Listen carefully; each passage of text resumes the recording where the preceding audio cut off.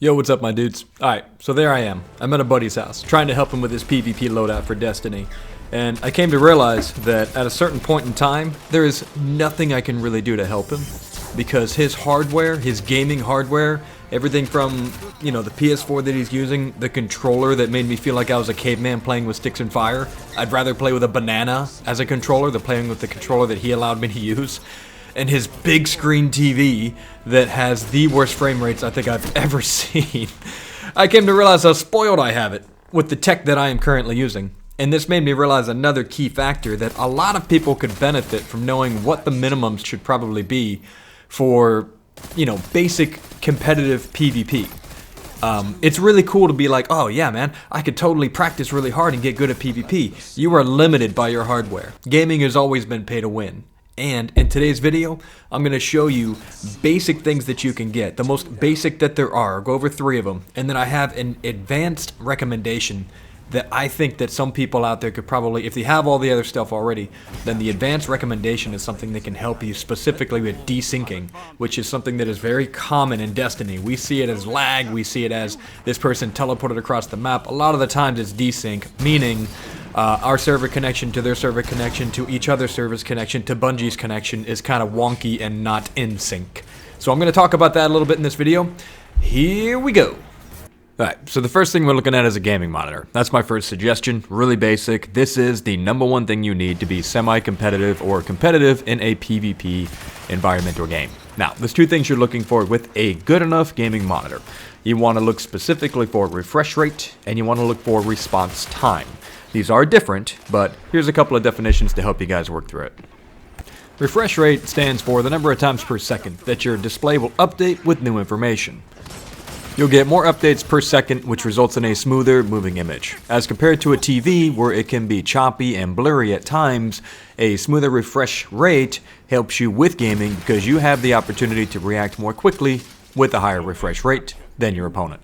The next one is response time. This has to do with milliseconds. Basically, the lower the milliseconds, the quicker it is that your monitor reacts to any action that you perform from your controller and your gaming console to the monitor that you're looking at.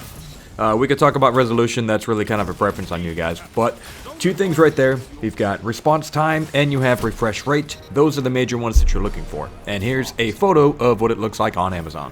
You also get a good look at the pricing down there. It could be anywhere between $200 to even $5,000, but you can get a decent gaming monitor for $200 to $250. My second suggestion on the list is a gaming controller. Now, there's a ton of really cool gaming controllers you can get out there, and they all do a lot of really cool things. They can actually be remapped to set buttons up with different layouts, and you can add tensile strength and stuff like that to the joysticks on the gaming controller itself. But the main thing that I want you guys to take from a gaming controller is the paddles that can be attached to the back. And one of the cool things you can do with the buttons and the paddles on the back is that you can actively use and map your B button, which for Destiny and for a lot of shooters has to do with the crouch, so that you can spam that. Watch right here. Just like that. He missed headshots because I had my finger on the back of the paddle and I was able to crouch so that he missed his headshots and I won the 1v1. That's an incredible advantage to have in gaming, and it's absolutely worth your time to get a controller, whichever one you prefer, that has those paddles on the back so that you can remap buttons, such as just the B button, even just that right there, to give you that little advantage in PvP. These can run anywhere between $50 to $300. So, take your pick, find the one you like, make sure you save the receipt just in case you don't like it and you have to send it back.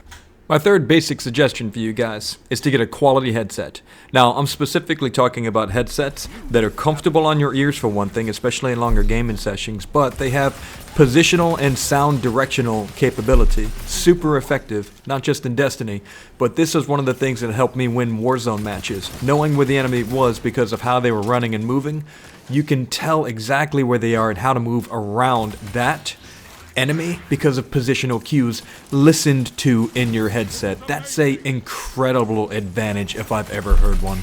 Because I'll tell you this much, when I didn't have it, I felt like I was in a big disadvantage. I'm going to show you a clip in a little bit, and I just want you to listen. As I'm firing at the enemy, I can hear the guy jump on my left, and I move my position accordingly. Watch. Zone A captured. You have advantage. Zone B locked. You captured zone Pretty C. wild, huh? You So are the I heard him jump, and as soon as I finished finishing the guy on the right off over there, the dodge roll came out immediately. The guy didn't follow up, but I mean, I had the opportunity to survive because I could hear what he was doing. I knew he was coming. That's a huge advantage. And again, right here.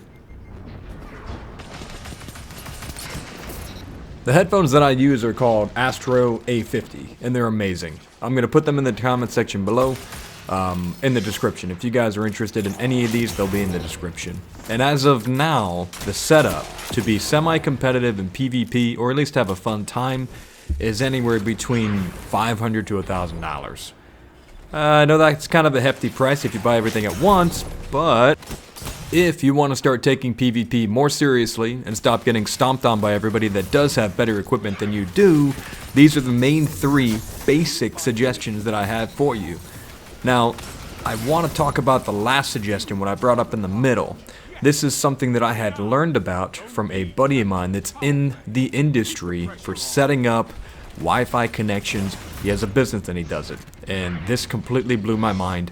I'm going to try to explain it to you the best I can, what you need to do to get it set up, and why it's effective. Also, what it's going to cost you per month. Here we go. Alright, an advanced PvP suggestion. Get yourself commercial internet at your house. Alright, before you guys click away, let me explain.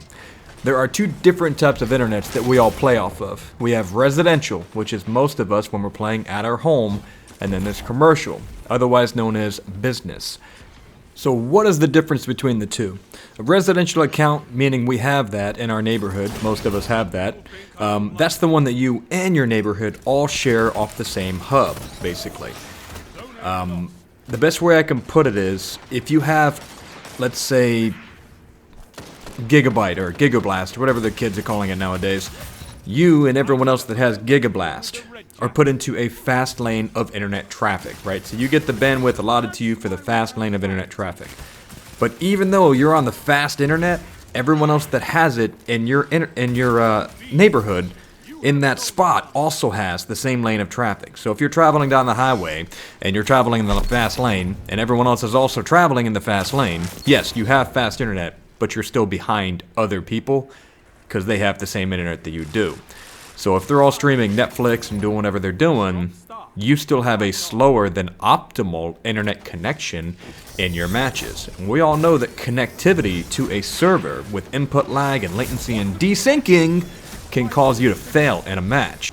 So what's the difference? Why business versus residential? There's a way to set it up. You have to convince them or show them that you work from home with a business. That way you can set up a business internet account. That gives you the separate lane of traffic. This is how it was explained to me. I'm hoping doing this justice. If you guys know how I'm doing, let me know in the comment section. Basically, you would be able to have your own lane of traffic. So no matter how many people in your neighborhood are using the residential high-speed internet, you, even at a slower speed of internet, technically speaking, would still have a faster, more latency-free, less impact lag internet, because it's just you in that lane. So all the speeds would be stable and optimized. That is a really cool PvP trick that is attached to internet connection. I can't personally afford this because it was, like, I paid $90 a month for high-speed internet, and they were saying that this would be like, I think, $250 to $300 a month. But if you have that kind of monthly income where that's not a big deal to you, that is worth your time and effort to get so that you can have a better PvP experience and gain that extra competitive edge. Sign up for a business internet account, prove to them that you work from home with a business, and you will have an advantage over other people in gaming with your internet connection, lower latency, better response times through the lag or lagless, that is, with a commercial internet account. Something to think about. And I just thought I'd let you guys know that I thought that was pretty cool because I never heard of it. Alright. That's it for today, guys. Hopefully you enjoyed the video. If you got any questions, any comments, anything like that, leave them down in the comment section below. Remember to keep it zen out there. Love you guys. Have a good one.